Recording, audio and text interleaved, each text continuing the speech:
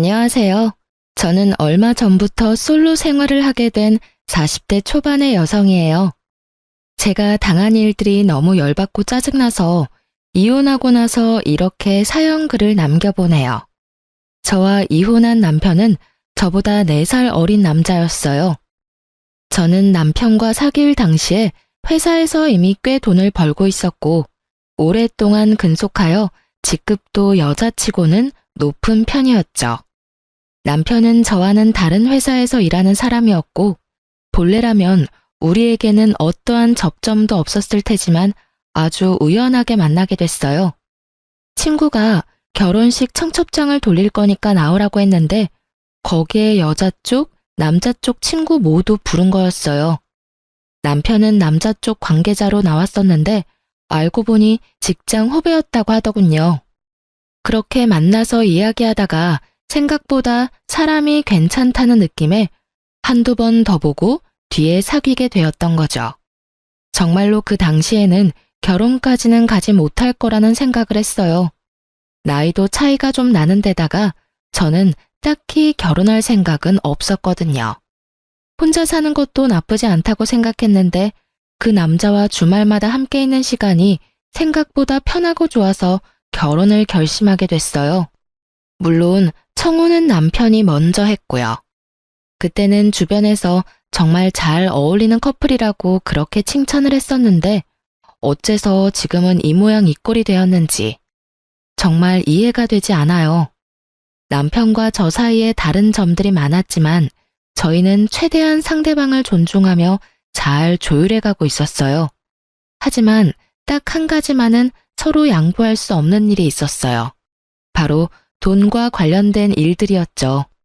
저는 남편보다 돈을 많이 버는 데다가 큰 돈을 써야 할 때는 큰 돈을 써야 뒤탈이 없다고 생각하는 사람이었어요.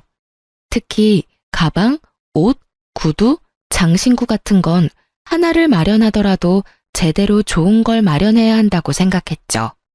중요한 장소나 중요한 상황에 사용할 것들은 좋은 것으로 마련하는 것이 저에게도 좋은 이미지를 심어준다고 생각하고 있었거든요. 그렇다고 제가 엄청나게 많은 명품을 쇼핑하는 그런 쇼핑광은 아니에요. 2년에 한 번 짝수년도에 제 생일에 저를 위해 준비를 한 물건들이었어요.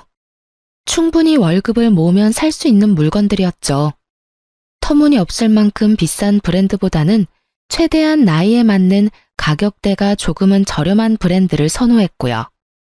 귀걸이와 목걸이 같은 장신구들은 어릴 때부터 순금과 순은을 사용할 수밖에 없었어요. 금속 알러지 때문에 어릴 때부터 하나씩 유행에 타지 않는 디자인으로 골라왔었거든요.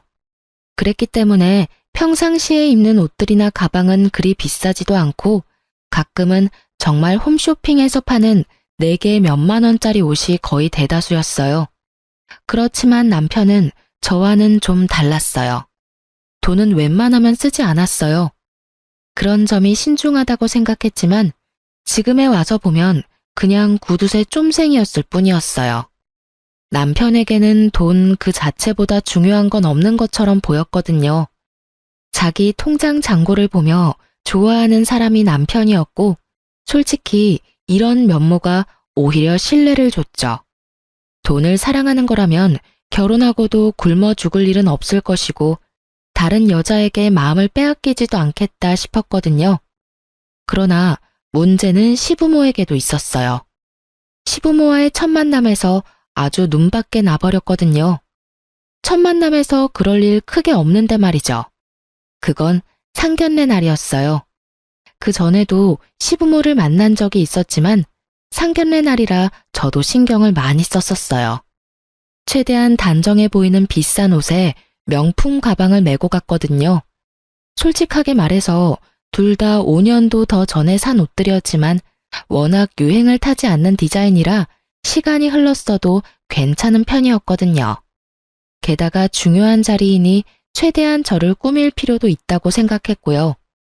그런데 상견례에서 시부모는 저를 사치스러운 여자로 몰아가더군요. 왜냐면 지나가던 사람이 제 가방을 보고는 1,000만 원 정도 되는 금액일 거라는 말을 시부모가 들었던 것 같아요. 전후 사정은 잘 모르겠지만 시부모는 행인의 그 말에 제가 사치스러운 사람이라고 아예 판을 박아버리더군요.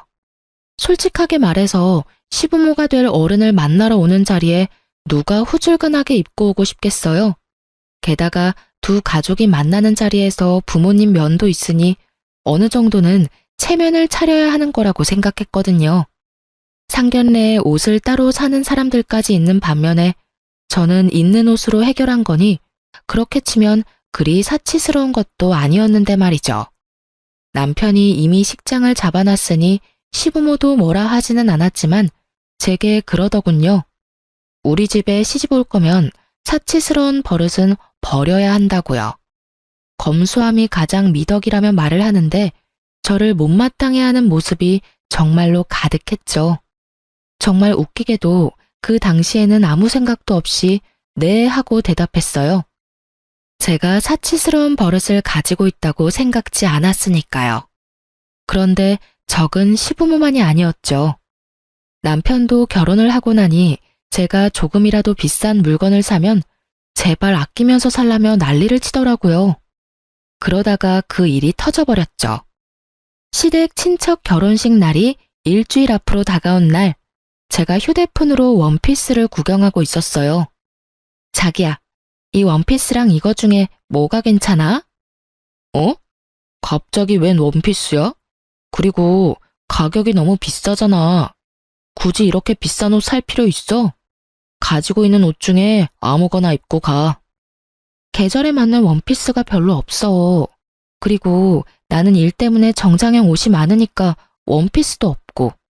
그리고 한 번 살 때 좋은 거 사고 싶어서 그러는데 왜 맨날 잔소리야? 당신 가지고 있는 것들도 비싼 거 많잖아. 굳이 비싼 거 뭐하러 사? 싼 거 여러 개 사면 더 좋잖아. 양만 많다고 다 좋은 거야? 그런 건 어차피 오래 못 입어. 비싼 옷은 비싼 값을 하는 거라고. 그리고 나도 일할 때는 싼 거 입고 다니잖아. 그러니까 비싼 거 사지 말고 여기 3, 4만 원짜리 있네. 이런 거 사서 입으면 되지. 남편이 골라주는 걸 보니 답이 없더라고요.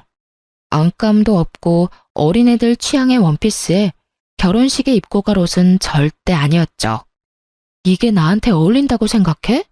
그리고 이런 걸 남의 결혼식에서 어떻게 입어? 솔직하게 말해서 내가 돈을 허투루 쓰면 나도 할 말 없어. 그치만 내가 1년에 옷 사는 돈이나 당신이 1년에 옷 사는 돈이나 똑같은 건 알고 있지? 당신은 싼 걸 100벌 사고 나는 비싼 걸 5벌 살 뿐이야. 그런 나한테 매번 사치스럽다고 검소하게 굴라는 건 좀 어이없는 일 아니야? 솔직히 당신이 비싼 물건이 많은 건 사실이잖아. 이러니 엄마도 매번 걱정하는 거고. 그렇다고 내가 당신한테 돈을 더 달라고 했어? 아니면 당신한테 돈을 빌린 적이 있어? 그런 적도 없는데 왜 내가 당신한테 그런 잔소리를 들어야 하냐고. 그리고 내가 돈 모아놓은 게 당신이 모아놓은 거보다 훨씬 많아. 그런데 왜 내가 과소비하는 것처럼 말하는데? 이거 봐. 본인이 잘못한 것도 모르고 고칠 생각도 안 하네. 이러니까 우리 엄마가 당신한테 매번 그러는 거라고. 선 넘지 마. 내가 뭘 잘못했는데? 비싼 거 사면 다 죄인이야?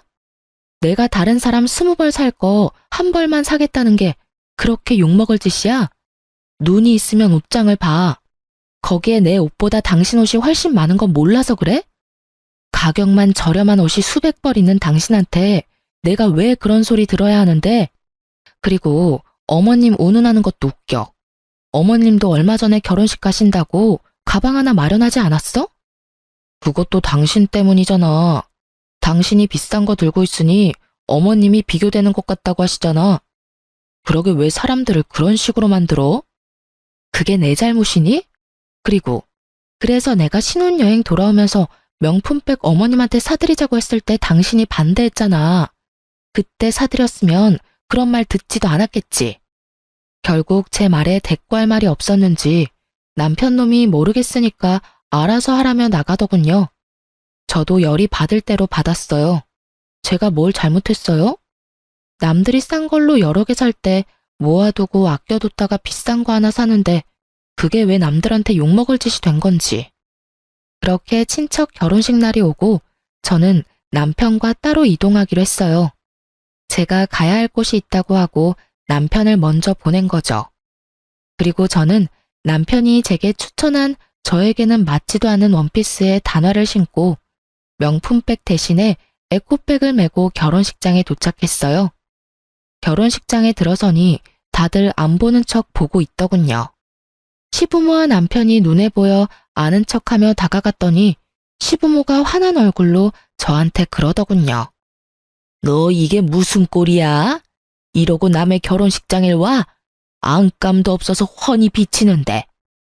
어머님, 이 원피스는 남편이 골라준 3만 원짜리 원피스예요. 비싼 거 절대 사지 말라고 화를 내면서 이걸 골라주더라고요. 남편 의견대로 입고 왔는데 어디 이상한가요? 그리고 어머님도 항상 저한테 비싼 거 가지고 다닌다고 뭐라고 하시잖아요. 그래서 최대한 검소하게 입고 온 건데. 아무리 검소해도 때와 장소가 있는 법인데 너 정말로 며느라기한테 저 옷 입으라고 했어? 아니, 잠깐 싸우다가 제일 싼 옷이 있길래 이야기한 것뿐이에요. 설마 제가 일부러 그랬겠어요? 그렇게 별로야? 평소에는 그렇게 비싼 거 입지 말라더니 이런 거 입고 오니 아예 옆에 있기 싫어? 당신 원하는 대로 해줬는데 왜 싫을까? 그렇게 말하자 남편이 한숨만 푹푹 쉬더군요. 제가 왜 친지 가족들 모이는 자리에서 비싼 걸 입는데요. 남편 체면 세워주려는 것도 모르고 사람을 그렇게 구박하다니. 후줄근하게 입은 제 모습에 아예 곁으로도 안 오려고 하면서 매번 검소 타령은 왜 하는 거냐고요. 그리고 시모를 보니 시모는 남편 말대로 명품 가방을 하나 마련해서 가지고 왔더군요. 어머님, 가방을 새로 사셨네요? 검소한 거 따지시는 분이 명품 가방 가지고 있는 거 보니까 기분이 많이 이상하네요. 항상 사치스럽다고 싫어하셨잖아요. 그래서 저도 오늘은 에코백을 준비해 왔는데 오늘따라 안 맞았네요. 제 말에 시모는 뭐라 말해야 할지 모르더군요. 아마 제가 좋은 옷과 가방을 들고 올 거라고 생각한 듯 했어요. 그런데 막상 후줄근한 모습으로 나오니 그것도 싫은 모양이었죠. 도대체 어느 장단에 맞추라는 건지. 며느리가 안 꾸미고 후줄근하게 다니면 그 욕은 남편과 시모가 듣는다는 걸 모르는 것 같더라고요. 주위에 있는 사람들도 우리 대화를 들었는지 아니면 그런 짐작을 했는지 수군거리더군요. 모르는 사람이 들으면 시모와 남편이 며느리를 갈궈서 저렇게 후줄근하게 입고 오게 된 줄 알 테니까요. 하긴 다를 건 없었죠. 결혼 후 내내 저를 마치 낭비벽 환자처럼 몰아가며 사치스럽게 굴지 말라며 잔소리해댔으니까요. 그런 사람들이 명품을 가지고 있으면서 아무것도 없는 며느리 혼내는 걸로만 보일지도 모르죠. 아니면 불쌍한 며느리만 아무것도 가지지 못한 것처럼 보일 수도 있고요. 결국 시부모는 주변에서 한 소리 듣게 됐죠. 그리고는 그 뒤로는 사치니 검소니 그딴 소리 안 듣게 됐어요. 결혼식에서는 사진도 못 찍게 하는 바람에 가족 사진도 못 찍었죠. 후줄근하게 입고 다니면 옆에 오지도 못하게 하고 비싼 거 입고 다니면 돈지랄 하냐며 잔소리하는 시댁 행태에 정말 어이가 없었지만 그래도 이번 일을 기회로 잔소리는 더 이상 듣지 않게 됐어요. 제가 빡 돌면 이런 짓을 저지른다는 걸 알게 된 남편과 시모는 그 뒤로 저한테 아무 말 하지 않았어요. 그래서 정말 편하게 결혼 생활을 할 수 있었죠. 그리고 결혼 4년 차쯤에 애를 가지려고 그렇게 애를 쓰던 그때 저는 제 물건이 사라지는 일을 겪게 됐어요. 제 물건과 옷을 보관하는 옷장에 넣어둔 가방 하나가 감쪽같이 사라졌더라고요. 제가 어디 잘못 놔둘 성격도 아니고 비싸게 주고 산 물건이 있는 만큼 모든 것은 제자리에 두고 있거든요. 그런데 자주 쓰지는 않던 가방이 사라지니까 당황했죠. 그것도 집안에 놔둔 게 사라져버렸으니 의심할 사람은 남편뿐이었잖아요. 저는 먼저 남편에게 물었어요. 여보, 혹시 저기 있던 가방 못 봤어? 가방이 하나 없어졌네. 가방? 난 모르겠는데. 누가 봐도 여자 가방이면 내가 가져갔을 리도 없고. 혹시 다른 데 놔두고 잊어버린 거 아니야? 태연스러운 남편 말에 저는 정말로 심각하게 제가 잊어버린 게 아닐까 하는 생각이 들 정도였어요. 그렇지만 아무리 생각해도 다른 데 놔둔 생각이 들지는 않아서 현관 앞을 비추는 홈캠을 뒤져봤어요. 그 홈캠은 결혼 초에 달아놓은 건데 당시 근처에 도둑이 많이 들어서 입구를 비추는 홈캠을 달아놨던 거예요. 그리고 달아두고는 항상 잊고 있던 것이기도 했고요. 그리고 누군가 제 가방을 들고 나오면 찍힐 정도는 됐죠. 그렇게 확인을 했더니 남편이 가져갔더군요. 당황했죠. 그걸 가져갈 일이 없으니까요. 솔직하게 말하면 엄청 비싼 것도 아니고 브랜드로 치자면 중저가의 디자인도 애매한 가방이었거든요. 저도 그래서 사놓고 보관만 해뒀던 건데 사실 가지고 있는 것 중에는 가장 새 것처럼 보이긴 했거든요. 처음에는 남편이 이걸 가져가서 팔았나 의심했어요. 워낙 돈 좋아하는 남자이기도 하고 이렇게 새 것처럼 보이는 걸 가져갔으니. 하지만 굳이 가져갈 거면 더 비싼 게 있는데 왜 그걸 가져갔나 싶은 마음도 있었거든요. 아니면 시모에게 갖다 줬나 싶었는데 그건 또 아니었어요. 애매모호한 상황에 남편을 의심하는 것도 좀 그렇고 하나 정도는 용서해주겠다는 생각을 하면서 일단 제가 가진 물건들 중 비싼 건 다 친정으로 옮겨놨어요. 그리고 원래 있던 자리에는 가짜 물건들만 채워넣었죠. 남편이 계속 이런 일을 할지 하지 않을지도 알아내야 했지만 그 이상으로 제 물건들 중에 더 비싼 물건을 잃어버리고 싶지 않아서 선택한 방법이었어요. 그렇게 한 달이 지났는데 물건들은 그대로였어요. 그래서 저는 남편에게 차라리 물어보고 다시 진품을 가져올까 하는 생각을 했죠. 그런데 그 생각을 한 저녁에 집에 왔더니 제 물건이 또 없어졌더군요. 도금된 팔찌와 목걸이였죠. 어차피 사용하지 않는 물건이었지만 도대체 이것들이 어디로 가는지는 궁금했어요. 남편이 팔았나? 그것도 아니면 누구에게 줬나? 온갖 생각이 들었죠. 그래서 남편에게 이야기하겠다는 생각을 일단 접고 일단 남편 뒤부터 캐기로 했죠. 쓰지 않고 모아뒀던 연차를 몰아쓰고 일주일을 내리 남편 뒤만 쫓았어요. 친구 차 빌려서 내심 안 들키도록 주의해서 쫓았는데 처음에는 남편이 아무런 행동도 안 하더군요. 그래서 제가 너무 예민했나 싶었는데 5일째 되던 날 딱 꼬리를 잡았죠. 남편이 웬 여자와 밖에서 만나는 걸 발견했거든요.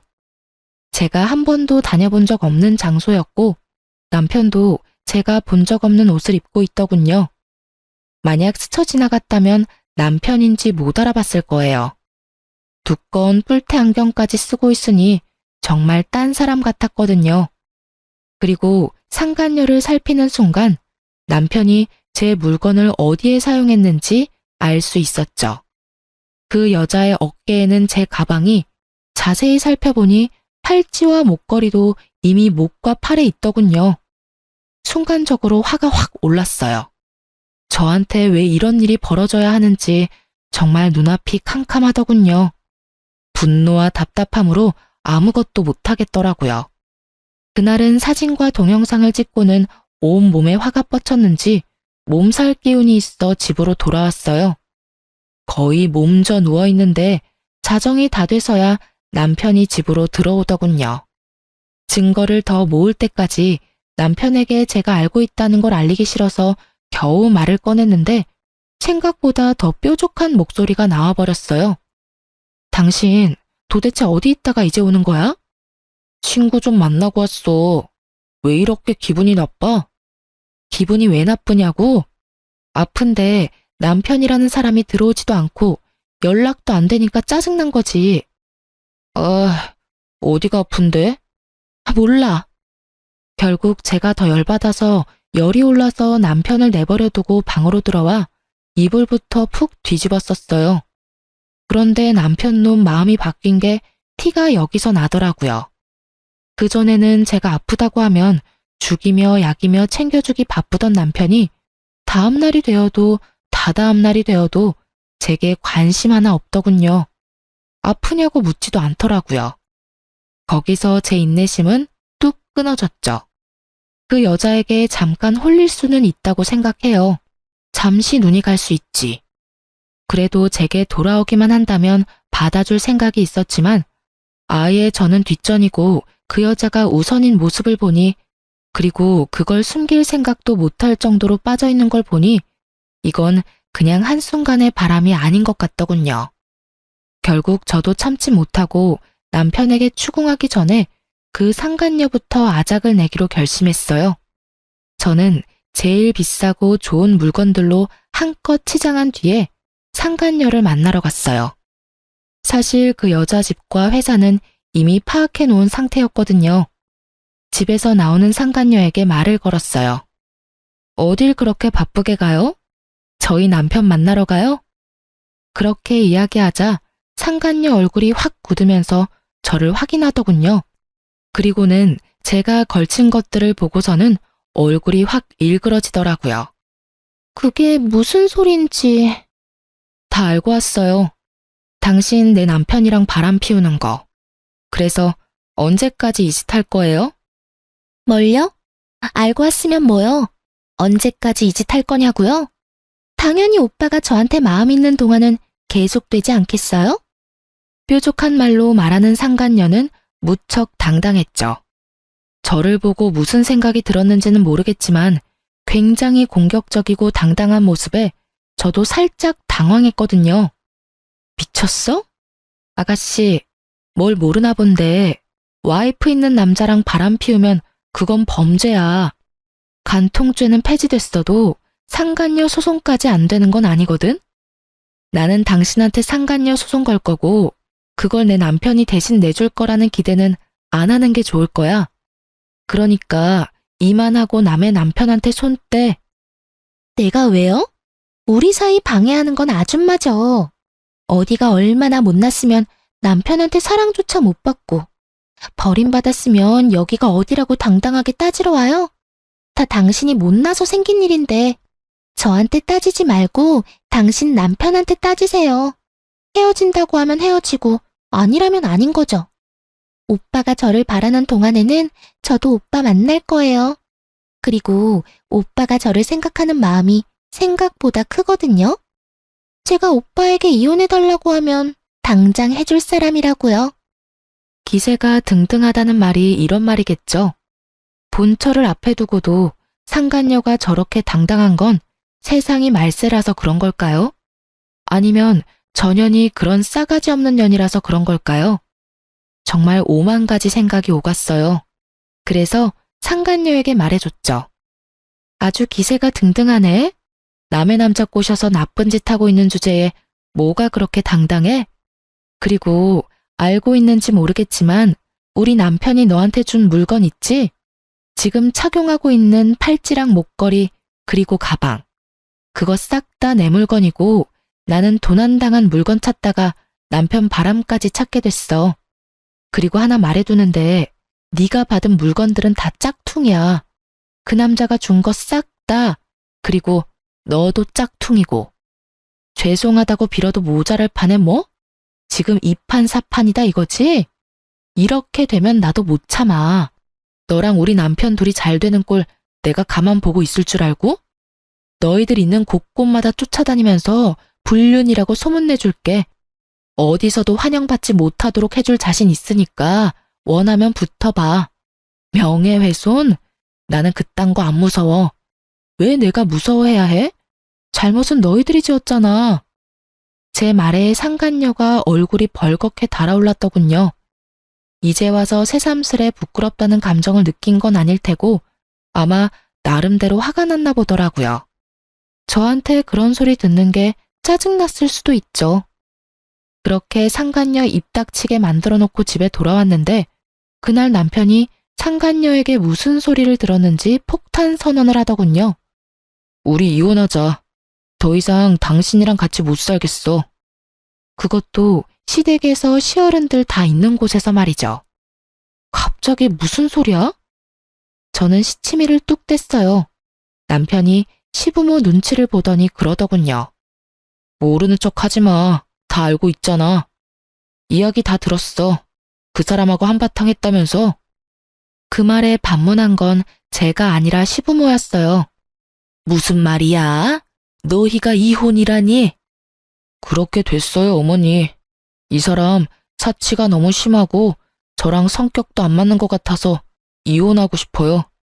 두 분도 이 사람 그렇게 편하게 생각하지 않았잖아요. 집에 있으면 돈을 너무 많이 써서 같이 살기 불안할 정도예요.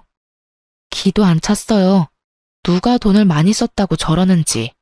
게다가 실제 이혼 원인이 그게 아님에도 그걸로 밀어붙이려는 남편을 보니 구토가 나올 정도였죠. 성격? 사치? 그거 말고 다른 이유 있잖아. 당신 나 몰래 다른 여자 있는 거 왜 말씀 안 드려? 이야기할 생각이었어. 그리고 곧 있으면 그 사람도 도착할 거고. 남편의 이 말에 정말 놀랐어요. 지금 이 자리에 상간녀를 불렀다니 너무 어이없었죠. 당신 지금 나한테 시위하는 거야? 상간녀를 왜 이 자리에 불러? 그리고 이혼 내가 해줄지 안 해줄지 어떻게 될지 알고 상간녀부터 부르는 거야? 당신이 이혼 안 해줘도 나는 이혼할 거야. 그 여자랑 이미 약속했어. 당신이랑은 정말 다른 여자야. 여리고 착하고 얼마나 검소한데. 그래서 마누라 물건 훔쳐다가 상간녀한테 선물로 줬어? 그래. 너는 검소해서 다른 사람 물건 도둑질해서 다른 여자한테 선물해줬어? 미친 소리도 작작 해야지. 아무리 짠돌이 쫌생이라도 정도가 있는 법이야. 제 말이 끝나기가 무섭게 상간녀가 시댁에 찾아왔어요. 아주 시부모가 좋아하는 모습을 하고 말이죠. 남편에게 미리 언지를 들었나 보더라고요. 수수한 투피스에 눈에 띄지 않는 패션으로 이곳까지 왔더군요. 그 모습에 시부모도 유심히 그 여자를 보더니 이내 흡족해하는 모습이더군요. 정말로 상간녀는 제가 처음 봤을 때와는 정반대로 순진한 얼굴로 여기 왔거든요. 그 모습 보고 정말 오만정이 다 떨어지더군요. 여기서 또 보네요? 그때 엄청 큰 소리 치면서 가셨는데 불쌍해서 어떡해요. 오빠가 저한테 결혼하자고 했어요. 저는 오빠가 재혼이라도 상관없거든요. 우리는 정말로 사랑하니까요. 그렇게 말하는 상간녀의 가증스러운 모습에 저도 그냥 다 놔버렸어요. 제가 누구 좋자고 아득바득 붙잡고 있는지 결국 저도 말했어요. 아직 이혼도 안 한 마누라랑 시부모 앞에서 상간녀까지 소개시켜주고. 아주 대단한 사람이야. 이혼해 줄게. 나도 와이프 놔두고 어린 여자랑 바람피는 놈도 싫고 와이프 물건 훔쳐다가 상간녀에게 갖다 바치는 놈도 싫어. 불륜남이 도둑질까지 하는데 내가 데리고 있을 필요 없지. 대신 이혼은 무조건 소송으로 갈 거야. 나는 합의는 절대 안 해. 알지? 당신은 소송이든 합의든 유리한 거 하나도 없어. 그리고 상간녀, 너도 마찬가지야. 내가 상간녀 소장 당신 회사나 집으로 날려줄 테니까 어디로 올까 전전긍긍하면서 열심히 기다리고 있어. 예, 그런데 왜 우리 아들이 이혼에 책임이 있어? 바람 좀 핀 거 이해 못 해주는 여자가 잘못이지. 이해하고 못하고가 아닌 거 아시죠? 지금 저 사람 딴 년 데리고 결혼하겠다고 온 거거든요. 눈이 있으면 좀 보시라고요. 이해를 해주면 뭐요? 첩년이라도 끼고 살도록 두 집 살림하도록 놔두라는 말이에요? 세상이 어떤 때인데 앞뒤 구분도 못하고 아들 편만 들어요? 그럼 우리는 네가 우리 아들 돈으로 명품이나 사재 끼고 낭비벽이 심한 걸로 소송할 거야. 누가 누구한테 뭘 사줘요? 당신 도대체 시어른들한테 뭐라고 거짓말한 거야? 어머님, 똑바로 들으세요. 제가 가지고 있는 비싼 물건들 중에 남편이 사준 거 단 하나도 없어요. 남편이 워낙 구두쇠라 결혼 반지도 반반 나눠서 했다고 하면 말 다 한 거 모르세요? 그렇게 우기고 싶으면 열심히 우기셔도 돼요. 어차피 저는 제가 산 물건들 카드값이며 현금 영수증이며 다 제 돈에서 빠져나간 거 증명 가능하니까요. 미친놈이 불륜에 도둑질만 한 줄 알았더니 부모 상대로 거짓말까지 해? 네가 사람 새끼냐? 짐승 새끼도 이딴 짓은 안 할 거야. 제 말에 시부모는 꿀먹은 벙어리가 됐어요. 그리고 남편 놈도 당황하고 있었죠. 막판에 자기가 한 거짓말이 들통날 줄은 몰랐나 봐요. 그리고 그간의 시부모가 저의 사치를 탐탁치 않게 생각한 것도 이제야 그 이유가 명확해졌죠. 시부모님은 제가 남편 돈으로 사치한다고 생각하셨던 모양이에요. 남편이 그렇게 말해줬으니 그렇게 철석같이 믿고 있었던 거죠.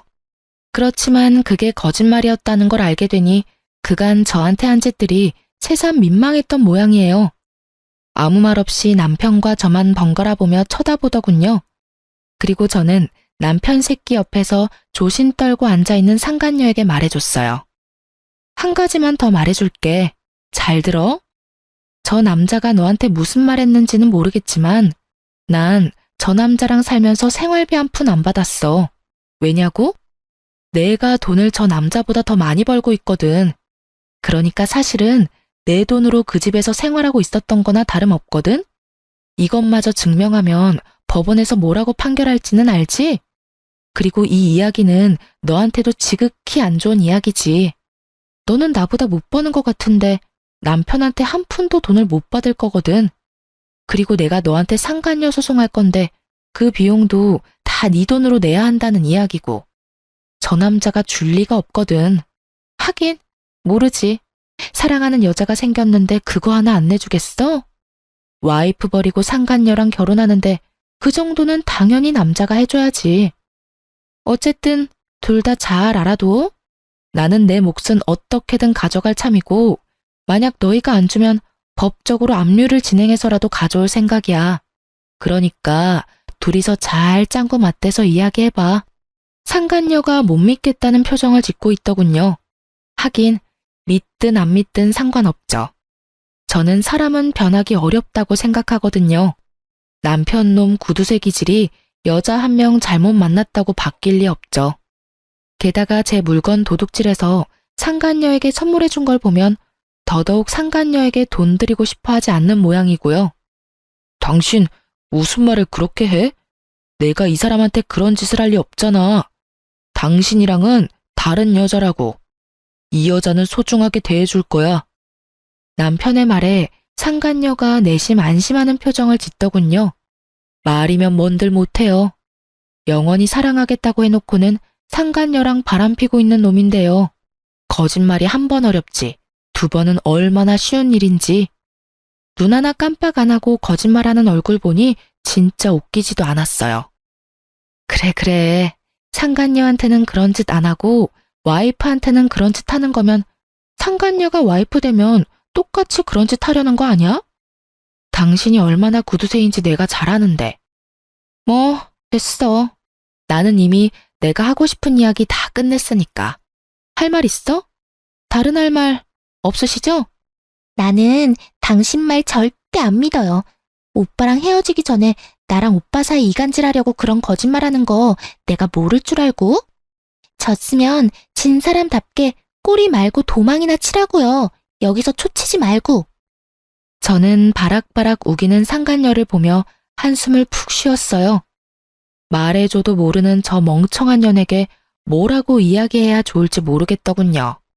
그래, 내가 이렇게 친절하게 설명해줬는데도 못 알아듣겠다 이거지? 뭐, 괜찮아.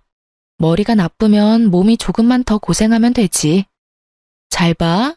불륜남, 도둑놈, 거짓말쟁이인 저 남자가 네가 데려갈 물건의 실체야. 예쁘고 행복하게 살아. 남의 남자 뺏은 더러운 년아.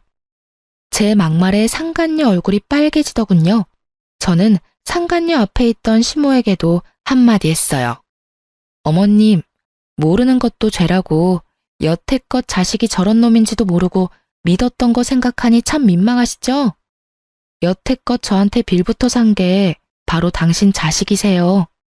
그리고 오늘부로 반납할 테니까 앞으로는 더 이상 만나고 싶지 않네요. 뭐 며느리 그렇게 마음에 들어하지 않았는데 마음에 쏙 드는 여자가 와서 다행이죠. 저보다 돈을 훨씬 덜 벌어도 남편 내조만 잘하면야 걱정할 거 하나도 없겠네요. 잘 지내세요. 잠깐만 기다려봐라. 너 정말로 그 물건들 우리 아들 돈으로 산 거 아니니? 네, 제가 돈을 더 잘 버는데 제가 왜 그걸 사달라고 해요? 남편은 알아서 자기 돈 자기가 쓰고 있고 저희는 경제권 합치지도 않았거든요. 그런데 제가 산 물건을 자기가 사준 것처럼 말하니 어이가 없잖아요. 1,000만 원 넘는 물건을 남한테 사달라고 하는 것도 웃기고 내 능력만 되면 내가 사는 게 맞는 거고요. 그러면 네 월급이 아들 월급보다 훨씬 많다는 게 진짜로 사실이야? 그게 알고 싶으세요? 남편이랑 저는 직군도 다르고 직위도 달라요. 저는 남편보다 적어도 100만 원은 더 벌어요. 그러니까 제가 남편한테 사달라고 할 일도 없고요. 못하면 월급 명세서 보여드려요? 제가 메일로 온 월급 명세서를 보여주고 나서야 시모는 제게 아무 말도 안 하더군요. 그리고 제 월급 명세서를 본 상간녀는 눈에 띄게 불안해지기 시작했고요. 딱 보니 제 말이 사실인 것 같아서 초조한 거겠죠. 상간녀가 이런 초강수를 둔 건 아마 제가 비싼 물건으로 치장하고 간 탓이 큰 것 같았거든요. 명품을 걸친 제 모습에서 자신의 미래를 본 거겠죠. 돈의 출처가 아예 달라서 그런 미래는 없겠지만요. 서서히 밝혀지는 진실이 자기 생각과는 전혀 다른 방향이라는 걸 깨닫고 당황한 것처럼 보이기도 했어요. 당신도 월급 명세서 보여드려. 그래야 마지막 의문이라도 풀리실 거 아냐?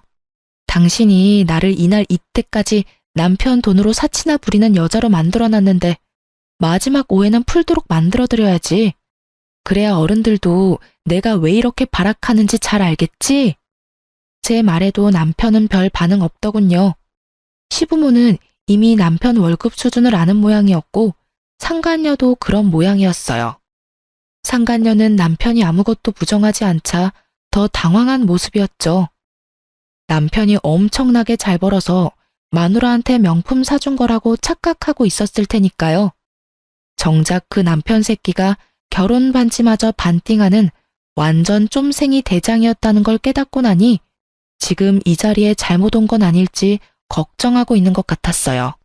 와이프에게 돈을 쓰기는커녕 와이프 물건 훔쳐다가 상간녀에게 선물하는 쓰레기가 자신이 빼앗은 남자라는 게 믿기지 않는 것처럼 보이기도 했죠. 저는 상간녀를 아래 위로 쳐다보며 친절하게 말해줬어요. 이 정도로 검소한 사람이면 다행이네요. 이 사람이 엄청난 구두쇠의 쫌생이거든요. 돈 한 푼 건드리는 것도 벌벌 떠는 남자 옆에서 잘 살아요. 그리고 고마워요. 이런 남자 데리고 가줘서요. 이번 기회 아니었으면 평생을 고생했을 테니까요. 당신한텐 엄청 화내긴 했지만 가만히 생각해보면 당신이 저 남자 데려가줘서 제가 자유의 몸이 되는 거니까 그것만큼은 고맙다고 생각해요. 그럼 잘 살아보세요. 그렇게 저는 시댁에서 나왔어요. 정말 속이 어찌나 시원하던지. 남편 놈의 행동을 모조리 알려주고 나니 진짜 마음이 너무 편했어요. 제가 받고 있던 오해도 다 풀려버렸으니 더할 나위 없었고요. 그렇게 저와 남편은 빠르게 이혼하게 됐어요. 애가 없다는 건 정말 다행이었죠. 애라도 있었으면 정말 5kg라도 그 여자랑 남편 회방 놓고 마음 다 뜬 남자랑 같이 살아야 했을지도 모르거든요.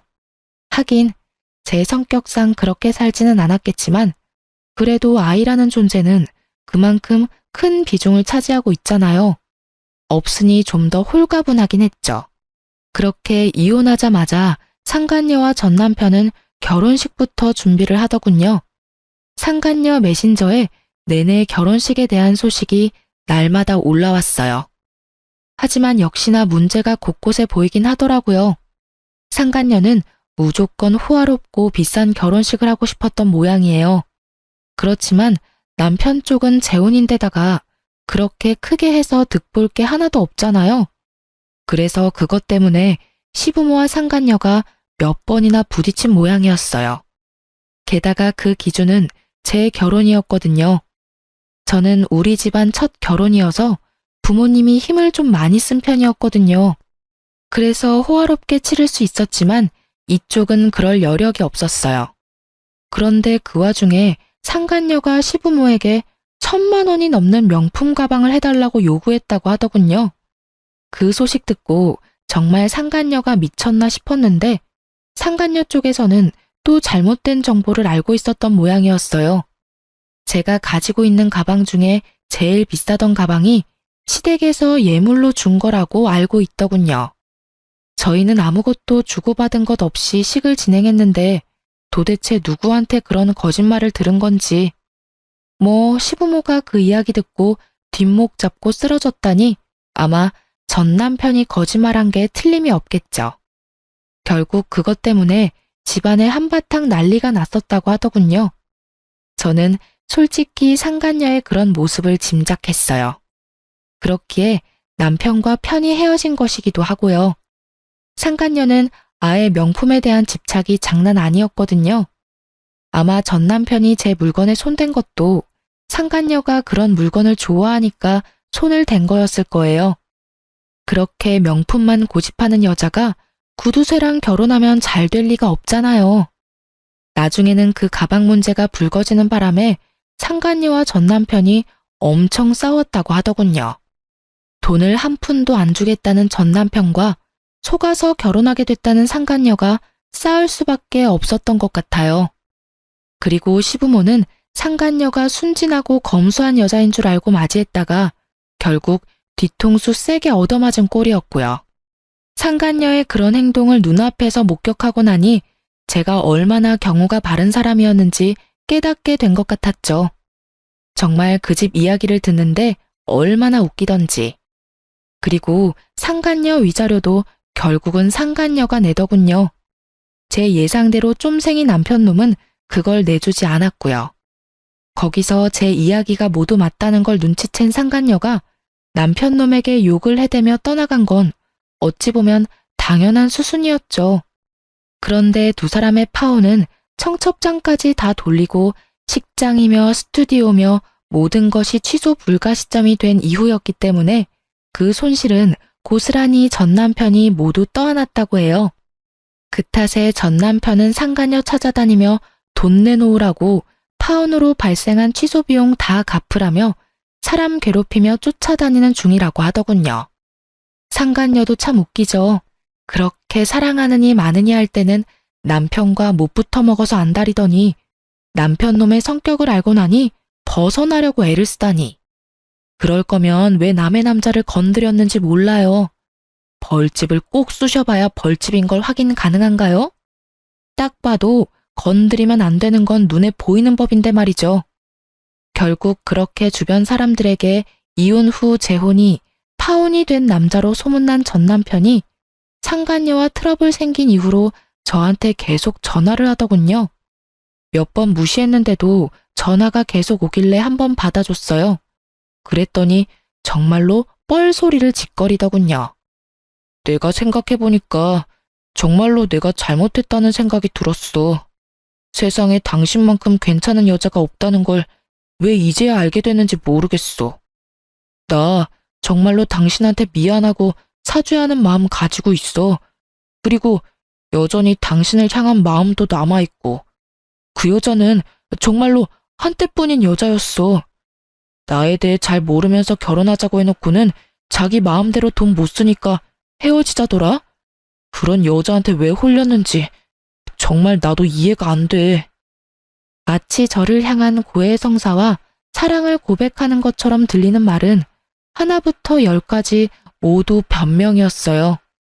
본인 사랑놀이에 다른 사람 희생시켜 놓고는 그 사랑놀이가 파토났다고 다시 저한테 달려오는 꼴이 정말 보기 싫을 만큼 더러웠어요. 미안하다는 말이지? 용서해줄게. 아니, 용서하고 말고 할 게 어딨어? 이미 우리 사이 다 끝났잖아. 재산으로도 서류로도 마음으로도. 사과는 받아줄 건데 앞으로 연락은 하지 마. 우린 남이야. 그것도 악연으로 이어져서 뒤숭숭한 관계. 나는 그렇게 생각 안 해. 당신 생각 많이 했어. 내가 당신한테 한 짓들 평생을 가도 용서 못할 거라는 거 알아. 그러니까 내가 평생 용서를 구할 수 있도록 당신이 다시 돌아와주면 안 될까? 나는 당신을 놓치고 싶지 않아. 지랄 육갑을 떨고 앉았네. 평생? 내가 미쳤어? 당신 같은 놈이랑 평생을 같이 하게? 미친놈한테 허튼 소리를 들으니 정신이 나갈 것 같은데? 앞으로 나한테 연락하지 마. 그리고 이딴 미친 제안할 거면 더더욱. 한 번만 더 이딴 소리 하려고 전화하고 문자 보내면 나 당신 스토커로 경찰에 신고할 거야. 알겠어? 결국 제게서 느껴지는 살벌한 느낌에 그놈이 재빨리 전화를 끊더군요. 마누라 물건 상간녀에게 갖다 바치는 쫌생이 구두쇠 새끼는 거르는 게 답이거든요. 이렇게 글로 풀어보니 답답한 마음도 좀 편해지네요. 아직도 이때 생각하면 분노가 부글부글 하거든요. 있고 안 있고의 문제가 아니잖아요. 제 인생의 하나뿐인 결혼을 망친 놈인데. 쉽게 용서하는 것도 힘들고 잊는 것도 힘든 일이죠. 그렇지만 이번 사연글을 쓰고 나서는 조금씩 지워보려고 노력할 거예요. 이런 일에 질질 끌려다니는 것도 성질에 안 맞고 전 남편을 그냥 없던 사람으로 만들고 싶은 기분이거든요. 그렇게 조금씩 잊혀졌으면 좋겠다는 심정으로 글을 썼어요. 읽어주신 분들에게 감사의 마음을 전합니다.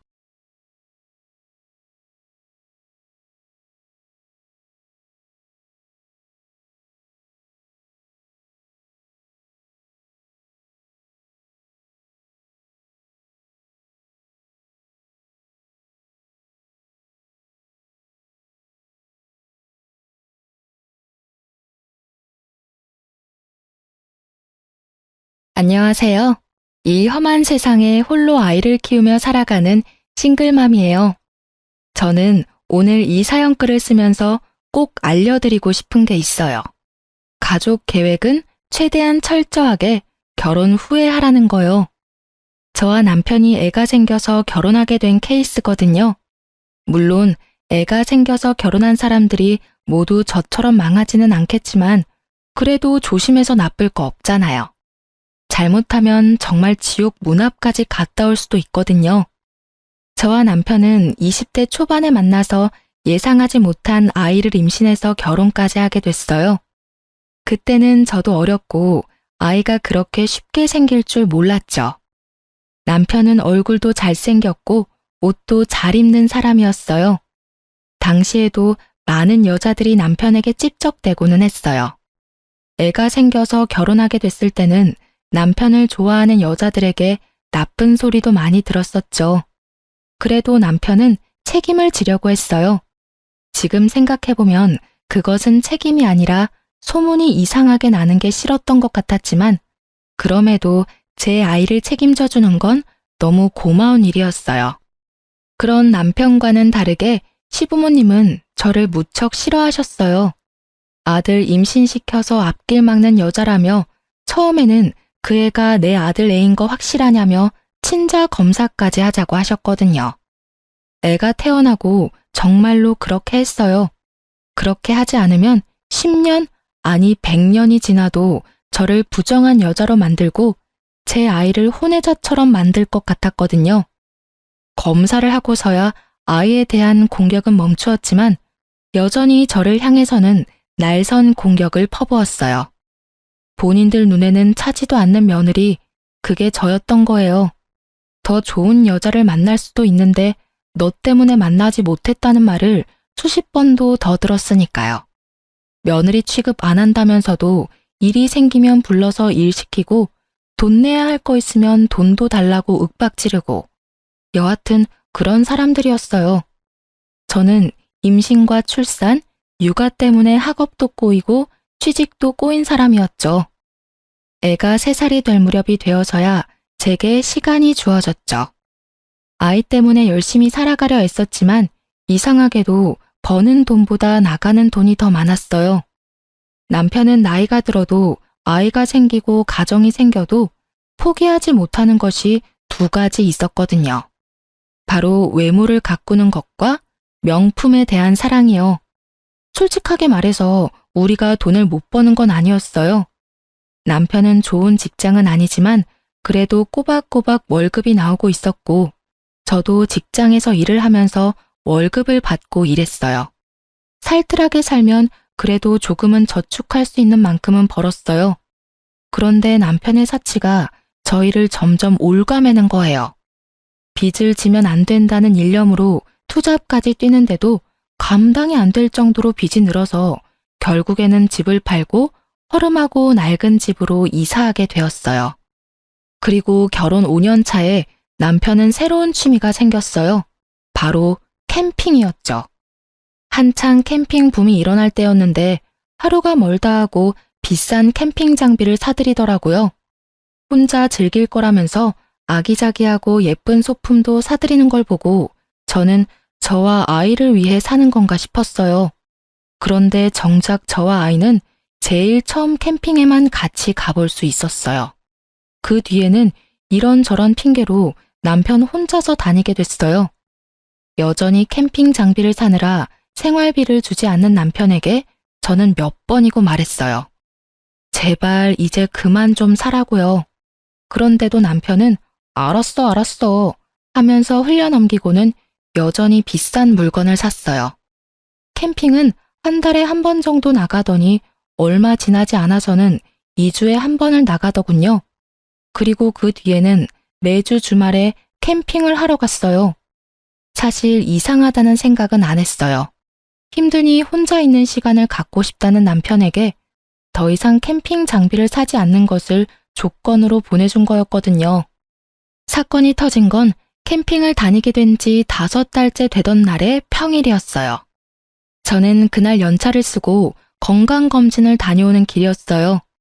아이 보느라 건강검진을 못하고 있다가 부랴부랴 하게 돼서 급히 연차를 쓰는 바람에 남편에게도 알리지 못한 연차였어요.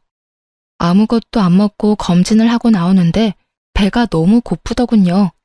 시간을 보니 점심시간이 다 되어가고 있었고 남편 회사가 근처에 있었으니 오랜만에 남편과 밥이라도 같이 먹을까 싶어 남편에게 전화했어요.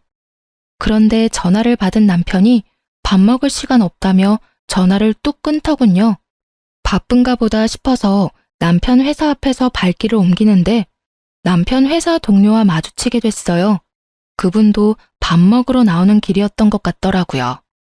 제가 인사를 하니 그 사람도 인사를 해오며 이상하다는 듯 말하더군요. 여기는 어쩐 일이세요? 오늘 그 친구랑 같이 캠핑 가시기로 했다면서 여행 취소됐나요? 그 말에 너무 당황했어요. 저는 아무렇지도 않은 척을 필사적으로 하며 물었죠. 아, 남편이 캠핑 간다고 하던가요? 연차는 내일까지일까요? 아니요, 하루만 썼던데요. 평일날 그렇게 오래 못 간다고 가까운 데 간다더니 결국은 못 갔나 보네요. 그러게요. 이런 날도 있네요. 그런데 남편이 캠핑 가는 이야기 많이 하나 봐요. 네, 매번 와이프랑 갔다고 자랑해서 저희 와이프가 좀 보고 배우라면서 난리도 아니에요. 저는 그 이야기를 들으며 남편이 바람이 났다는 걸 직감했어요. 모를 수가 없죠. 저한테 말도 없이 연차 쓰고 캠핑을 갔고 집에서는 양복을 입고 나갔으니 저를 속일 의도였던 거잖아요. 저한테 숨길 게 없으면 캠핑 갔다 오겠다는 말을 하고 당당하게 나갔을 테니까요. 게다가 매번 와이프랑 갔다니 저희는 처음 한 번 빼고는 간 적이 없는데 말이죠. 결국 그날 저녁 남편이 오기를 기다렸어요. 남편은 주차장에 차를 대고 양복을 입은 채 나오더군요. 저는 남편 차량 앞으로 가서 트렁크부터 열었어요. 캠핑 장비들이 고스란히 들어가 있었어요. 저는 남편의 뭐 하냐는 말은 무시한 채 캠핑 장비들을 하나하나씩 다 열어봤어요. 그리고 마침내 발견했죠. 여자들의 화장품 파우치를요. 5달 동안 몰래 만나다 보니 안 걸릴 거라 생각했는지 아니면 귀찮아서 그냥 가져갈 생각이 없었는지 그게 그 자리에 떡하니 있더군요. 제가 그걸 들며 남편에게 말했어요. 이거 뭐야? 어떤 년이랑 바람이 나서 평일에 연차까지 쓰고 만나. 남편이 잠시 당황하더니 누나를 굴리더군요. 이번에 친구 부부가 왔었는데 친구 부부네 와이프가 쓰던 거야. 여기에 들어가 있을 줄 몰랐네. 거짓말 그만해. 친구 부부랑 캠핑을 갈 거면 캠핑 간다고 말하면 되지. 나한테는 일하러 가는 것처럼 양복 입고 가놓고 연차 쓰고 캠핑을 가? 그리고 돌아올 때도 봐. 당신 양복으로 갈아입고 나왔네? 나 속이려고 그런 거 모를 줄 알아? 내가 바보야? 등신이야? 언제부터 만났어? 어떤 년이냐고. 진정해. 여기서 이럴 게 아니라 들어가서 이야기하자. 여기서 끝내고 가. 집에 들어가서 애 있는 앞에서 너희 아버지 바람났다 하고 이야기하면 애가 좋아서 박수치겠다. 그치? 애한테 무슨 상처 주려고 집안에서 이야기하재? 정신이 나갔지? 여자랑 바람나니까 애도 와이프도 눈에 뵈지도 않지? 그런 거 아니야. 진정 좀 하라니까. 내가 바람핀 증거가 없잖아. 증거가 왜 없어?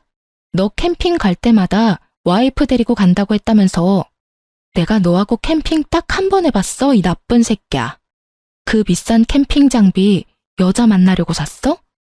누구는 생활비 쪼들려서 투잡 뛰는데 누구는 생활비 아껴서 여자 만날 때 쓸 장비 사고 있고 내가 속이 터지겠어, 안 터지겠어? 한바탕 속에 있는 말을 다 토해내고 나니 남편 놈은 얼굴을 굳히고 당분간 따로 있자고 하더군요. 그러면서 자기는 시댁으로 가겠다고 하더라고요. 저는 지금 가면 용서 못한다고 말했어요. 그랬더니 마음대로 하라며 시댁으로 가버리더군요. 그런데 시댁에서 남편이 시댁으로 들어오니 놀란 것 같더라고요. 저한테 전화 와서 하늘 같은 남편을 왜 쫓아냈냐고 난리를 피웠어요. 너 눈에 뵈는 게 없어?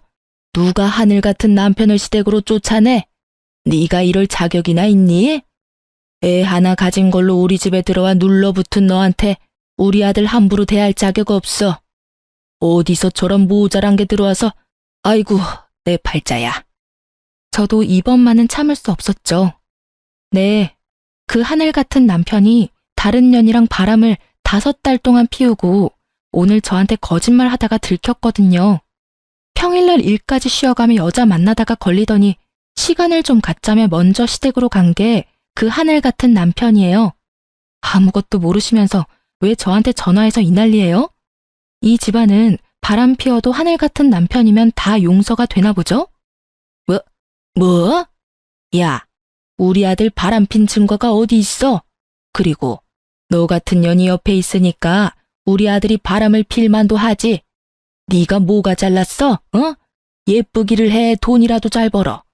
집안도 별 볼 일 없고 눈치도 없는 게 어디서 큰 소리로 따박따박 말대꾸를 해? 네가 눈에 뵈는 게 없지? 결혼시켜주니 시댁이 우스워? 증거는 차고 넘쳐요. 캠핑 장비 안에 여자 물건이 가득하던데요. 어떤 년인지 잡히면 남편이랑 둘이 묶어서 불륜 남녀라고 온 마을에 소문내고 다니려고요. 제가 못생기고 돈도 없고 시댁도 별 볼 일 없고 눈치도 없어서 그런 식으로밖에 일 처리를 못하거든요. 꽥 소리 지른 저는 전화를 바로 끊어버렸어요. 그리고 남편이 없는 틈을 타 집에 있던 캠핑 장비들을 모두 중고 사이트에 올려서 팔아버렸어요. 구매한 지 얼마 안 된 것들인데다가 남편 새끼랑 상간녀가 얼마나 곱게 사용했는지 좋은 가격에 팔아제껴서 그나마 마음이 편했죠. 그리고 그 물건들을 다 팔고 나니 남편이 집에 돌아왔어요. 그리고는 캠핑 장비 사라진 걸 보곤 화를 내더군요. 여기 있던 장비 다 어쨌어? 팔았다. 왜? 너 여태껏 우리 집에 생활비 안 줬어. 다 팔아도 그 생활비 반도 안 나오더라. 당신이 안 준 생활비라고 생각하면 안 아까울 거야. 어차피 있으면 여자나 만나러 다닐 때 쓸 장비 뭐하러 집에다 놔둬? 그게 다 얼만데 그렇게 후려쳐서 받았어. 아무리 화가 나도 이건 아니지. 뭐가 아닌데? 아닌 건 네가 저지른 불륜이지. 앞으로 캠핑 장비 사들이기만 해봐. 네가 또 바람 피우는 거라 생각하고 내가 손수 오는 족족 다 분지르고 태워버릴 거니까. 알았어. 앞으로 안 사면 되잖아. 그리고 그 여자랑 다 정리했으니까 이제 그만해. 뭘 그만해? 지금 여기서 그만하자고 말할 수 있는 사람은 나야, 당신이 아니라. 왜 네가 여기서 뭐가 되는 것처럼 구는데? 그냥 이참에 헤어질까? 나도 이렇게 구질구질하게 사는 거 질렸어. 나도 내 새끼랑 느긋하게 카페도 다니고 여행도 다니고 저녁에 같이 뒹굴면서 살고 싶어. 돈 없어서 매번 저녁마다 투잡 뛰러 나가는 마누라 놔두고 계집질을 하는 남편을 보고 어떻게 열이 안 받고 화가 안 나? 너라면 화 안 나겠냐? 알았어. 내가 미안해. 사과할게. 더 이상 여자 안 만날 거고 오로지 우리 가정에 충실하고 딸하고 당신한테 잘할게. 그럼 됐지? 갑자기 이렇게 사과하고 다 끝내자고? 어이가 없어서. 당신은 뭐가 그렇게 당당해? 당신 미안하다 그러면 내가 아이고 그래요 괜찮아 하고 말할 줄 알았어? 사과는 내가 원할 때 받아줄 거야. 그 전까지는 나한테 사과하지 마. 저는 여전히 화가 풀리지 않았고 오히려 의심만 더 늘었죠. 남편 놈이 왜 여자랑 이렇게 바로 헤어졌을까 싶었거든요. 이때는 그런 생각이었어요. 그 여자랑은 재미만 보고 싶었던 건가? 하고요. 남자들이 바람나면 마누라한테 다시 돌아오는 경우가 많으니 그런 거라고 생각하긴 했는데 너무 급작스럽게 3일 만에 모든 게 끝나 있었잖아요.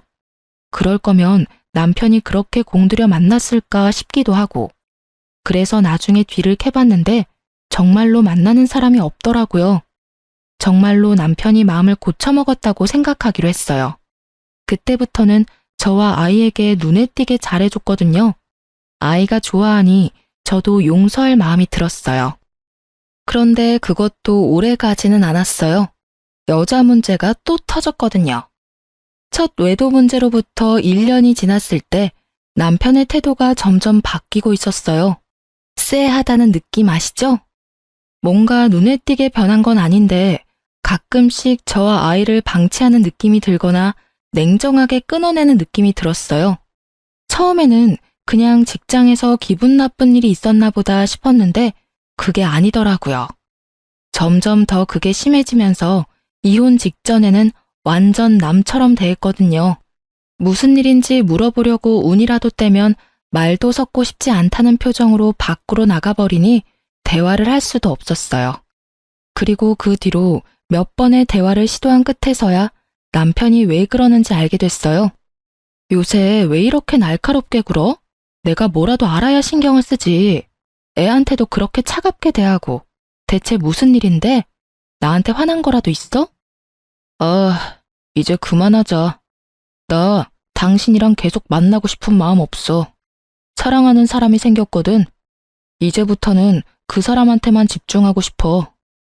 뭐? 사랑? 당신 미쳤어?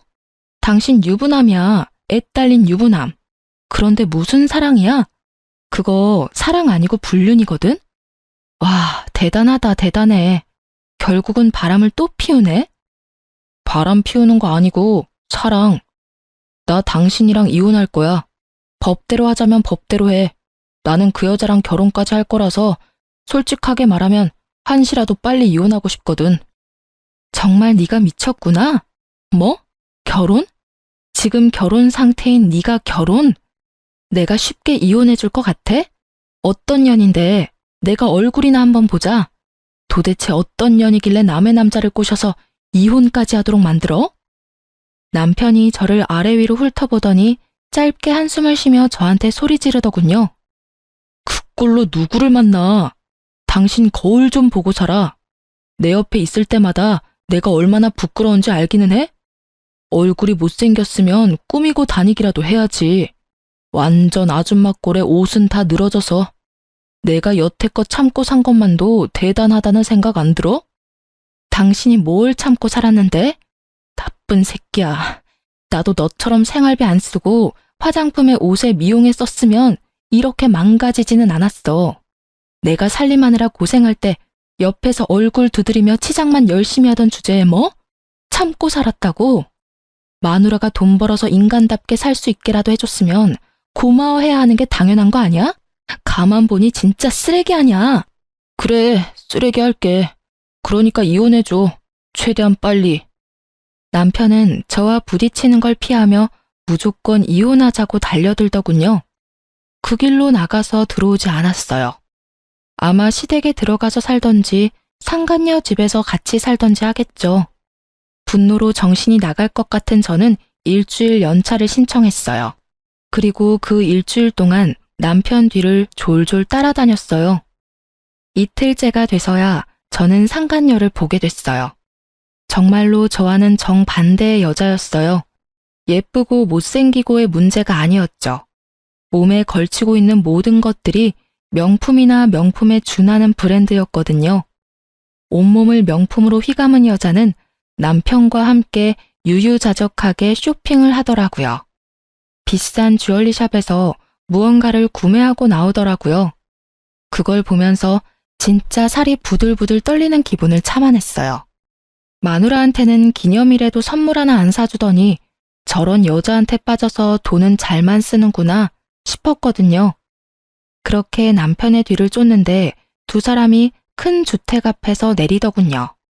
그리고는 한 차례 안아주더니 남편은 자기 차를 끌고 떠났고 상간녀는 그 주택으로 들어가는 것처럼 보이더니 그 현관 앞에서 잠시 서 있다가 남편이 내려간 길 반대편으로 내려가더군요. 이상하다는 생각에 상간녀의 뒤를 쫓았는데 생각지도 못하는 곳으로 향하더라고요. 저는 그걸 보고 아주 좋은 생각이 떠올랐어요.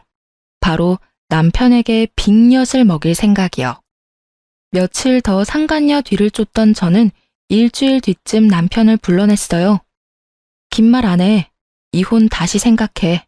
나 정말로 마지막 기회 주는 거야. 다 정리하고 나랑 애 옆으로 돌아와. 그러면 용서는 해줄게. 언제가 될지는 모르겠지만 그래도 애 아빠잖아. 내가 왜 당신이랑 살아야 되는데? 당신보다 100배는 더 좋은 여자랑 결혼할 거니까 당신도 제발 그만하고 나 좀 보내줘. 이러면 당신만 곤란한 거 잘 알잖아. 나 말고 다른 사람도 만나봐야지. 언제까지 나한테 매달려 있을 건데? 결국은 당신 발로 무덤 파고 들어가겠다는 거네? 좋아. 나도 나 싫다는 남자 붙잡고 살 정도로 뻔뻔하고 멍청한 여자는 아니니까. 그럼 나도 내 조건 들어주면 바로 이혼해 줄게. 애 친권, 양육권 나한테 주고 매달 양육비 보내. 그리고 지금 살고 있는 집도 나한테 줘. 어차피 돈도 얼마 안 되는데 그걸로 위자료 하면 되겠네. 그거면 돼? 고작 그거 받겠다고 여태까지 그 난리 친 거야? 미리 말했으면 내가 알아서 챙겨줬을 텐데 뭘 그렇게 바락바락 악을 써. 애는 당신이 데려가. 어차피 그 여자는 애 필요 없대. 그리고 집도 당신이 가져가. 지금 당장 이혼 서류 내 앞에서 작성하면 나도 지금 당장 명의 변경해줄게. 그럼 됐지? 정말로 큰 소리치며 남편이 인심후한 사람처럼 말하더군요. 이 거래가 얼마나 중요한 건지도 모르고 말이죠. 저는 속으로 웃으며 미리 준비해뒀던 이혼 서류를 건넸어요. 그러자 남편이 씩 웃더군요. 다 자기가 그린 대로 일이 흘러간다고 생각하고 지은 웃음이었겠지만 저는 알고 있었어요. 저 웃음이 오래가지 못할 거라는 걸요. 그렇게 저는 집을 받았고 아이를 데려올 수 있게 됐어요. 명의 이전해주고 남편은 시댁으로 갔고요. 제가 남편에게 기분이 안 좋으니 이혼 결정될 때까지 떨어져 지내자고 했고 남편이 흔쾌히 나가준 거였죠. 그렇게 남편이 시댁에 돌아간 지 며칠 만에 시댁에서 전화가 왔어요. 잠깐 시댁에 오라고 하더군요. 무슨 일인가 싶어서 갔더니 시댁에서 봉투를 하나 건넸어요. 두둑한 걸 보니 돈이 꽤 많이 들어가 있었죠. 이게 뭐죠? 뭐겠어? 위자료야, 위자료. 이거 먹고 우리 아들한테서 더 이상 질척대지 말고 깔끔하게 떨어져. 그리고 어디 가서 우리 아들 전처라고 말하고 다니지도 말고. 어기면 정신적 피해 보상으로 위자료 3천만 원 요구할 거야. 요컨대 입막음용 값이었던 거죠. 참으로 대단한 분들이었어요. 아들을 위해 뭐든 다 할 수 있는 분들이죠. 잘못한 자식 새끼에 대한 사랑을 이런 방식으로만 할 수 있는 사람들을 보니 머리가 어지랬죠. 하지만 저는 그걸 거부할 이유가 없었어요. 제가 그걸 집어들자 시모가 종이를 한 장 들이밀더군요. 각서다. 우리 아들 봐도 아는 척 하지 말고 애가 우리 아들 애라고 찾아오지도 말고 어디 가서 우리 아들 전처라고 말하지 말라는 내용이야. 알아들었으면 각서에 지장 찍어. 저는 그것을 읽고는 한마디를 꺼냈어요. 죄송한데 여기 몇 가지 더 추가해도 될까요? 내용 듣고 결정하마. 이혼하고 나면 번복은 할 수 없다. 이 항목이랑 양육비는 꼭 줘야 한다. 아이에게 접근하지 않는다. 이 세 가지도 넣어주세요. 뭐든 꼼꼼하게 하는 편이 좋은 법이죠. 어차피 애는 필요 없다면서요? 그러면 이렇게 써야 하고, 양육비는 이혼해서 제가 친권과 양육권을 가져간 이상 지불해야 하는 거니까 어쩔 수 없어요. 안 줄 때를 저도 대비해야 하니까요. 시모가 잠시 생각하더니 별로 해가 될 게 없는 내용이다 싶었는지 알겠다며 도장을 찍더군요. 그걸 보고 저도 지장을 찍었어요. 이제야 속이 시원하네. 여태껏 며느리라고 하나 있는 게 아주 모자라서 속을 썩이더니 마지막에는 그래도 기분 좋은 일 하나 해줬구나. 너는 우리 집이랑 안 맞았던 거야. 너한테 잘 맞는 남자가 어디 있을지도 모르니 잘 살펴보며 지내라. 하긴 우리 아들보다 더 대단한 남자는 못 만나겠지만 말이다. 네가 무슨 수로 우리 아들 같은 남자를 만나겠니? 그러게요. 저도 속이 다 시원하네요. 어디서 복덩이 같은 여자가 굴러와서 여자나 밝히는 새끼 뒤치다꺼리 해준다고 하다니. 2천만 원은 제가 여태껏 이 집에서 받은 정신적 피해에 대한 보상이라고 생각할게요. 그러니까 저도 고맙다는 말은 안 할 거고 어르신들도 생색내지 마세요. 그 돈만큼 사람 괴롭힌 거는 맞는 말이잖아요. 저도 이제야 이 집안에서 벗어날 수 있어서 정말 다행이라고 생각해요. 앞으로 올 여자가 얼마나 대단하고 좋은 며느리일지는 모르겠지만 두 분 마음에 아주 쏙 들기를 바랄게요. 저 같은 여자보다는 명품으로 온 몸을 휘감고 다니는 여자가 이 집 사람들하고 딱 맞는 것처럼 보이니까요. 제 말에 시부모는 얼굴이 빨갛게 달아올라 터지기 일보 직전이었어요. 새파랗게 어린 여자한테 모욕적인 언사를 들으니 화가 났던 거겠지만 저야말로 이 모욕을 던질 수 있는 유일한 사람이기도 했죠. 그간 얻어먹은 욕이 얼만데 2천만 원으로 퉁을 치려 하다니 완전 도둑놈 신보잖아요. 어쨌든 두 사람에게 한바탕 쏘아주고 밖으로 나오면서 제가 남편에게 말했죠. 각서에 나온 대로 잘 지켜달라고요. 그랬더니 남편 놈은 걱정하지 말라며 너나 잘 지키라고 하고 각자 헤어졌어요. 그리고 저는 이혼이 될 때까지 정말 조심스럽게 기다렸어요. 두 사람이 깨지면 제 계획도 깨지니까요. 상간녀와 남편놈이 깨쏟으며 알콩달콩 미래 이야기를 하고 있어야 제가 줄 비곁이 두 사람에게 큰 타격을 줄 거거든요. 그리고 법적으로 모든 게 정리되자마자 남편부터 불러냈어요. 커피숍에 들어서는데 남편이 앉아있는 게 보이더군요. 제가 다가가자 남편놈이 살짝 놀란 얼굴로 쳐다봤어요. 남편놈이 마음고생을 시키지 않으니 저절로 시간이 넉넉해져서 잠도 잘 자고 꾸밀 시간도 돈도 생겼거든요. 그래서 열심히 찍어 바르고 미용하고 예쁜 옷 사입었더니 저도 아줌마 때는 좀 벗겨진 모양이었죠. 많이 바뀌었네.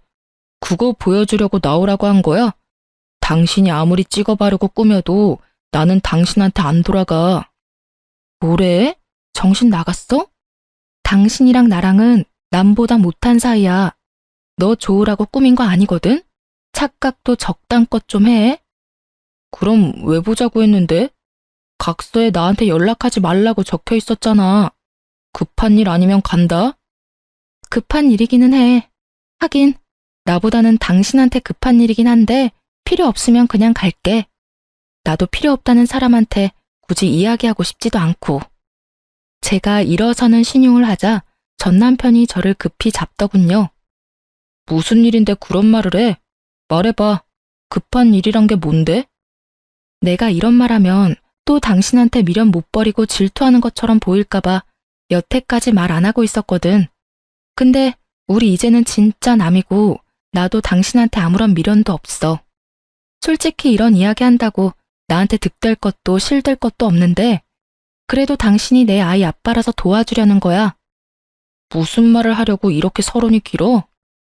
나 당신이 이혼해달라고 했을 때 당신이랑 그년 미행한 적 있었거든? 근데 엄청 큰 주택에서 당신이 내려주고 항상 당신이 먼저 자리 떴지? 근데 그녀는 당신이 가고서도 그 문 앞에서 10분을 서 있더라고.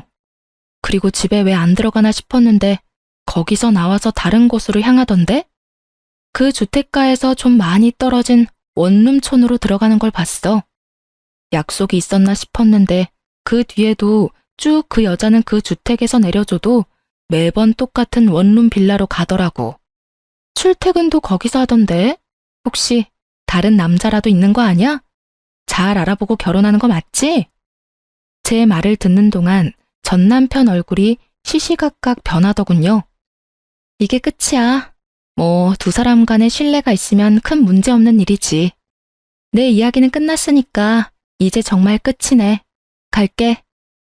그렇게 말하고 자리에서 일어서는데 전 남편이 초조한 얼굴로 제게 그러더군요. 혹시 그 건물이 어딘지 기억해? 같이 좀 가줬으면 하는데. 저는 알겠다고 흔쾌히 말하고 전 남편을 데리고 상간녀가 드나들던 원룸으로 향했죠. 그곳에 도착했을 때 전 남편의 얼굴은 완전히 똥 씹은 표정이었어요. 전 남편은 원룸으로 들어가지 못하고 그 근처에서 지켜보고만 있었어요. 저는 놔두고 가려다가 곧 있을 즐거운 만남을 위해 가지 않고 같이 기다리고 있었죠. 그리고 상간녀가 나타났어요. 여전히 온몸에 명품을 휘두르고요. 빌라 입구에서 들어가려는데 전 남편이 나타나 상간녀 손목을 확 낚아채며 소리치더라고요. 너 뭐야? 여태까지 부잣집 딸인 것처럼 나 속인 거야? 네가 왜 여기서? 오빠, 여긴 어떻게? 아는 사람이 있어서 여기 잠깐 들른 거야. 아는 사람? 그러면 너 혹시 바람 났어? 다른 남자 만난다고 이 원룸에 드나드는 거야? 전 남편의 그 말에 상간녀가 아무 대답도 못하고 버벅거리며 전 남편 눈치만 보더군요. 말해봐. 너 바람 난 거냐고. 나랑 결혼하기로 해놓고 다른 남자랑 동거해? 그런 거 아니야. 사실은 집에서 나와서 여기서 잠깐 다니고 있어. 직장이 여기랑 가까워서 다른 곳 구할 때까지만. 거짓말할 생각 말고 똑바로 말해. 너 부잣집 딸 아니지? 상간녀는 전 남편 말에 대답도 못하더군요. 남편이 그걸 보고 얼굴을 일그러뜨리더군요. 어쩐지 이상하다 했어. 그렇게 돈이 많은 년이 왜 나한테 결혼 준비 다 맡기는지 이해가 안 갔는데 돈도 없는 년이었네. 우와, 진짜 어이가 없어서. 너 도대체 뭐 믿고 나한테 거짓말한 거야? 말 좀 해봐. 그게 지금 걸치고 있는 것도 다 짝퉁이야? 너 설마 나하고 결혼하려고 그런 거 모으고 다닌 거였어? 그럼 너 직장도 거짓말했어?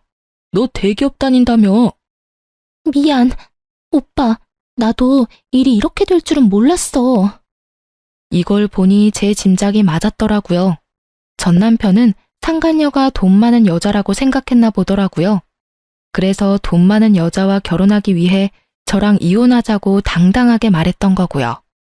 그리고 그럴 거라고 생각하고 저한테 그 다 허물어져가는 집 명의에 애 친권, 양육권까지 싸그리 다 줘버린 거예요. 자기 무덤 파는 줄 모르고 말이죠. 삽질도 그런 삽질이 없었죠. 제가 이걸 언제 깨달았냐면 첫 번째 외도 때 남편이 금방 상간녀와 헤어졌다고 했잖아요.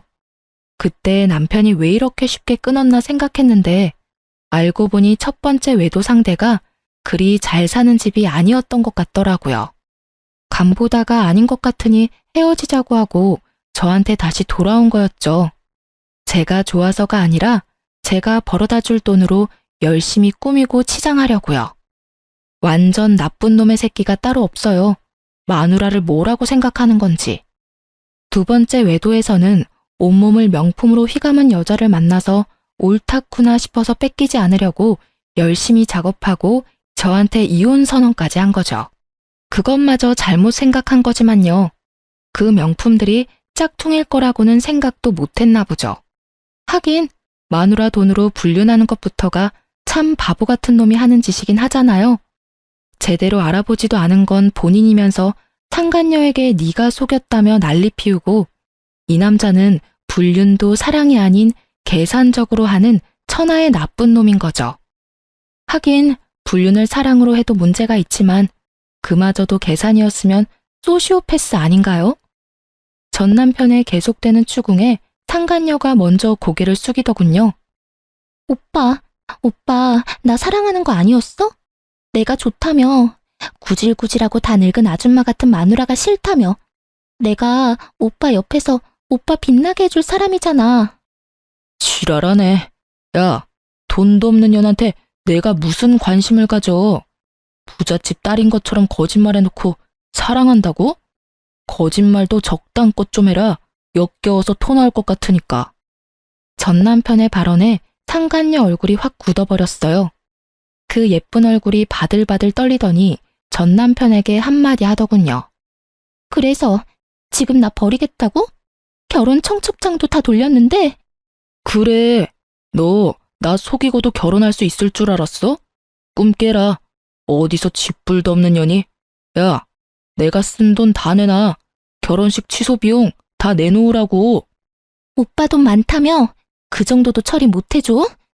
설마 오빠 돈 없어? 하긴 이상하긴 했어. 마누라가 워낙 없이 살았잖아. 여태까지 마누라한테 돈 벌게 시키고 그 돈 갈취해서 그 비싼 물건들 사들인 거야? 미친놈.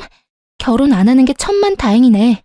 너 같은 놈한테 잘못 걸렸으면 당신 전처처럼 이혼할 때까지 돈 갖다 바치느라 일하다 늙어 죽었을 테니까. 결국은 전 남편도 상간녀와 똑같았던 거죠. 두 사람 다 돈이 많은 척을 했고 두 사람 다 돈이 많은 사람을 찾은 거예요. 기생충처럼 빌붙어서 살고 싶어서. 뭐라고? 너 말 다 했어? 다 했다. 왜? 어쩔 건데? 어차피 다 들통나고 파혼까지 당한 마당에 내가 못할 건 뭐 있는데?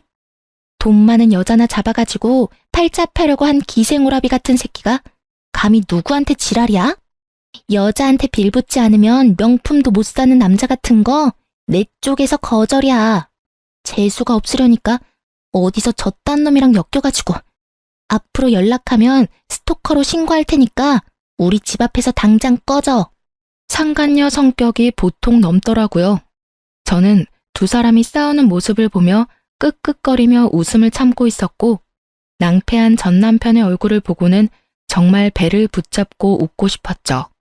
그래도 남의 불행을 내 행복으로 삼고 싶지는 않아서 열심히 참아봤답니다. 그래도 웃음이 막아지지는 않았지만요. 상간녀가 자리를 뜨고 저도 슬그머니 자리를 뜨려는데 전 남편이 저를 붙잡더군요. 잠깐 기다려봐. 우리 이혼 없던 일로 하면 안 될까? 당신도 봤잖아.